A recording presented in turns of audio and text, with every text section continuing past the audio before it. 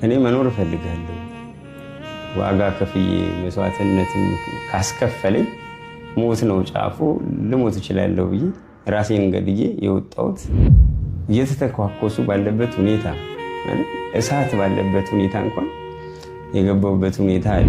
አሁንም እንደምታየኝ በባዶ እግር ነው ያለሁት እና መንፈሱ በጣም ነው የሚጋባው።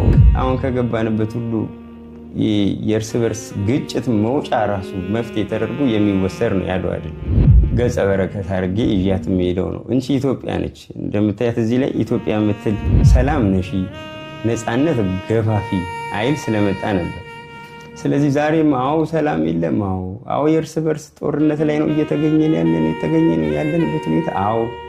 አዎ መከበሩ ከምንም በላይ ሰላማችንን ከምንም በላይ ከእርስ በርስ ግጭት ከእርስ በርስ ጦርነት መውጫ የአድዋ ድል ነው ቁልፉ ብዬ ነው የማስበው። ለምን አድዋ ሲባል አንድነት፣ አድዋ ሲባል ፍቅር፣ አድዋ መስማማት